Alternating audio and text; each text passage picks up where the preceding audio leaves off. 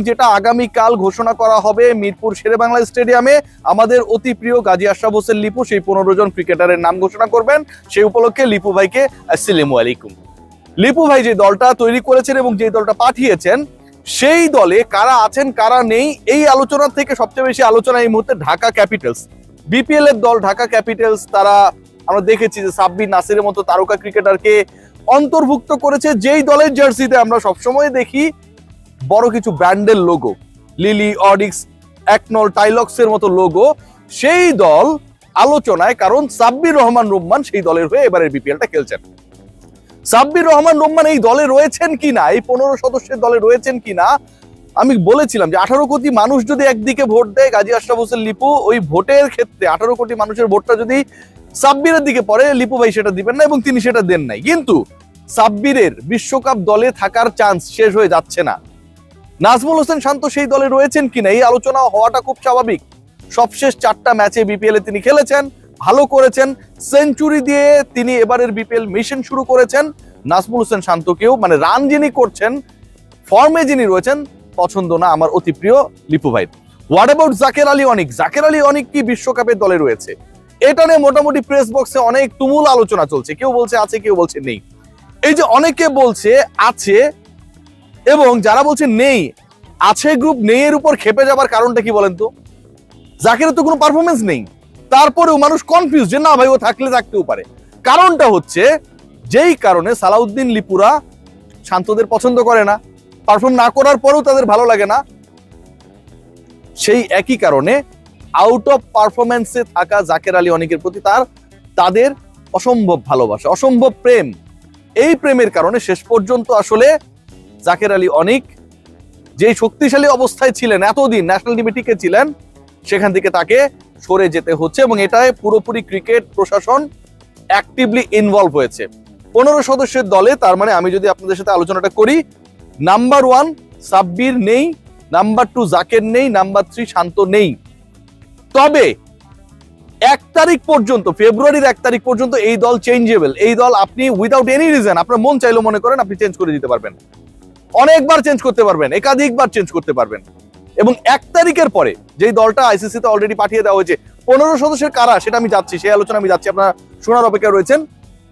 1 তারিখের পরেও চেঞ্জ করা যাবে, subject to have the approval from technical committee. So who are those luckiest guys, যারা হচ্ছে ওই 15 মেম্বার স্কোয়াডটাতে রয়েছেন, সেই 15 সদস্যের দলে টপ 5-6 এ আসলে কোনো পরিবর্তন নেই। জাকের যে থাকছেন না, তার জায়গাটা কে থাকছেন সেটা একটা আলোচনার বিষয়। আমি যদি একদম টপ থেকে আলোচনা শুরু করি, আপনারা সবাই জানেন যে Tanzid Hasan Tamim, he is not having a very good BPL, but Tanzid Hasan Tamim রয়েছেন। সাইফ হাসান অলসো 3টা ইনিংসে সিঙ্গেল ডিজিট আউট হয়ে গেছেন, পারফরমেন্স নিয়ে অনেক টেনশন রয়েছে। ভাইস ক্যাপ্টেন ডেফিনেটলি তিনি আছেন এবং থাকবেন, ওয়ার্ল্ড কাপে সাইফ ভালো করবে, এটা আমার গাট ফিলিং। নাম্বার 3 তে ক্যাপ্টেন লিটন কুমার দাস, ডেফিনেটলি তার থাকা নিয়ে তো আসলে আলোচনা করার কিছু নেই। নাম্বার 4 যাকে নিয়ে ম্যানেজমেন্ট পরিকল্পনা করেছে, তিনি নিজে পরিকল্পনা করেছেন, সিলেটের হয়ে তিনি খেলছেন, Parvez Hossain Emon, he is batting on number 4। National টিমও একই পজিশনে তিনি আছেন, তিনি থাকছেন, তাকে নিয়েও কোনো সমস্যা নেই।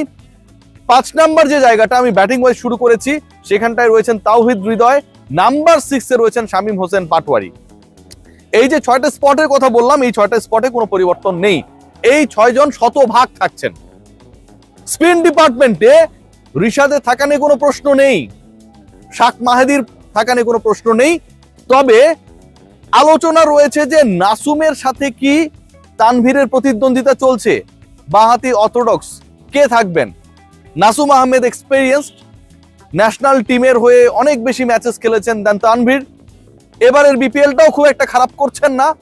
তবে তানভীরের ক্ষেত্রে আবার তার পারফরমেন্স যেমন যতটা আলোচনায়, তার থেকে বেশি জাকের আলী অনিক ইফেক্ট এখানটায় কাজ করে। কারণ তানভীর ওই জাকের আলী অনিকের যে ভালোবাসা যে জায়গাটা থেকে আসলে তৈরি হয়েছে এবং সেই প্রেমের তাজমহল আসলে এখনো চলছে, ঠিক একই সোর্স থেকে একই রকম ভালোবাসা এখানটায় প্রবাহিত হচ্ছে। আমি সেই সোর্সের কথা বললাম না, একটু মাথা কাটাবেন, বুদ্ধি আপনাদের নিশ্চয়ই দেখা দিবে যে কি কারণে আসলে তানভীরের ব্যাপারে হুট করে নাসুমের থেকে ঝুঁকে যাওয়ার প্রবণতা বেশি। তবে যেই দল পাঠানো হয়েছে, যতটুকু নিশ্চিত হয়ে গেছে, তাতে তানভীর না নাসুমকেই পাঠানো হচ্ছে। তবে তানভীরকে পাঠানোর ব্যাপারে, নাসুমকে বাদ দেবার ব্যাপারে একটা বড় ধরনের জোরালো যুক্তি উপস্থাপনের চেষ্টা ছিল কোচিং প্যানেলের ওই জায়গাটা থেকে। পেস ডিপার্টমেন্টে 5 জন থাকছেন: তানজিম সাকিব, শরীফুল ইসলাম, মুস্তাফিজুর রহমান, তাসকিন আহমেদ এবং মোহাম্মদ সাইফুদ্দিন। পেস ডিপার্টমেন্টে এই 5 জন, স্পিনে ওই 3 জন, 8 জন হয়ে গেছে। ওখানে 6 জনের কথা বলেছি, 14 জন হয়ে গেছে। তবে পেস ডিপার্টমেন্টে একটা বড় পরিবর্তন আসতে পারে এবং এই পরিবর্তন নিয়ে অলরেডি সব জায়গায় আলোচনা হচ্ছে। রিপন মন্ডল, আপনারা সবাই জানেন যে এমার্জিং এশিয়া কাপ যেটা, সেই এমার্জিং এশিয়া কাপে ভারতের বিপক্ষে তার যে বোলিং ছিল, যেভাবে তিনি সুপার ওভারে বাংলাদেশ দলকে জেতাতে ভূমিকা রেখেছিলেন, তার দলের হয়ে, রাজশাহীর হয়েও তিনি একই কাজ করেছেন এবং সেটা মাইটি রংপুর রাইডার্সের এগেনস্টে লাস্ট নাইট। সবাই আলোচনা করছে মাহমুদুল্লাহ রিয়াদ, তিনি সত্যিই ফিনিশার, যেই দলের হয়ে খেলেন সেই দলের হয়ে তিনি ফিনিশ করে দেন। কিন্তু কেউ আলোচনা করছে না যে মাহমুদুল্লাহ রিয়াদকে আটকানোর ক্ষেত্রে 1 বলে 1 রানের ইকুয়েশনটাকে আসলে না মেলাতে দেওয়ার যে ইস্যুটা ছিল, সেখানটায় বোলার কি রোল প্লে করেছে। খেয়াল করে দেখবেন সেই পার্টিকুলার ম্যাচে তিনি যেভাবে বল করেছেন এবং ওই স্পেশাল বলটা যেভাবে তিনি করার চেষ্টা করেছেন সেভাবেই করতে পেরেছেন। মাহমুদুল্লাহ রিয়াদকে কোনো রুম দেননি, স্পেস দেননি, সুযোগ দেননি, শর্ট পিচ বল করেন নাই। এই যে রিপন মন্ডলের ক্যারিশমা সব জায়গায়, বয়সভিত্তিক দল থেকে, এমার্জিং টিম থেকে শুরু করে বিপিএল এর সব জায়গায়, এবং লাস্ট 2 ম্যাচে যেভাবে টানা পারফর্ম করেছেন, গত ম্যাচের আগের ম্যাচে 4 উইকেট নিয়েছিলেন 13 রানে, রিপন মন্ডল কি আসলে সারপ্রাইজ প্যাকেজ হিসেবে ন্যাশনাল টিমে ইনক্লুড করা যায় কিনা? তাহলে রিপন মন্ডল কি হবেন সেই ষষ্ঠ ক্রিকেটার বোলিং ডিপার্টমেন্টের? নো। রিপন মন্ডল তিনি যদি ইনক্লুডেড হন, সেটা ডিপেন্ড করবে দুটা ব্যাপারে। সেটা হচ্ছে যারা অলরেডি পেস ডিপার্টমেন্টে রয়েছে তারা যদি বিপিএল এর পরের স্টেজে 1 তারিখের আগেই তো বিপিএল শেষ হয়ে যাবে, পারফর্ম করতে ব্যর্থ হন, এবং এখানটায় শরীফুল ইসলাম মোটামুটি একটু ঝুঁকির মধ্যে রয়েছেন, তানজিম সাকিবও রয়েছেন, সেই জায়গায় রিপন মন্ডলকে ইনক্লুড করা, যেহেতু রিপন মন্ডলের পারফরমেন্সটা এই মুহূর্তে চোখে পড়ছে এবং একই সাথে রিপন মন্ডল প্রতিপক্ষের জন্য একটা সারপ্রাইজ প্যাকেজ হতে পারে এরকম আসরগুলোতে, সেটা একটা মাথায় রয়েছে। সেই জায়গা থেকে একটা পরিবর্তন আসতে পারে। 14 জনের নাম বলেছি, আরেকজন কে? নুরুল হাসান সোহান। নুরুল হাসান সোহানকে দলে রাখা হচ্ছে।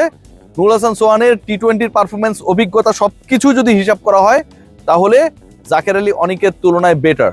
নাজমুল হোসেন শান্ত, সাব্বির রহমান রুম্মান, তাদের ক্ষেত্রে বাংলাদেশ ক্রিকেট বোর্ড ডিসিশন নেবে তখনই যদি তারা বিপিএল এর রেস্ট অফ দা ম্যাচেসে ভালো করেন, আউটস্ট্যান্ডিং করেন, তাহলে হয়তো 1 তারিখ পর্যন্ত দল পরিবর্তনের যে সুযোগটা রয়েছে সেই সুযোগকে লিপু ভাইয়ের অনিচ্ছা সত্ত্বেও বাংলাদেশ ক্রিকেট বোর্ড কাজে লাগাবে। Otherwise it's quite impossible. তবে দলটা এমনটাই, যেই 15 জন আমি নাম বলেছি তাদের নামই পাঠানো হয়েছে। সবাই ভালো থাকবেন, টেক গ্রেট কেয়ার।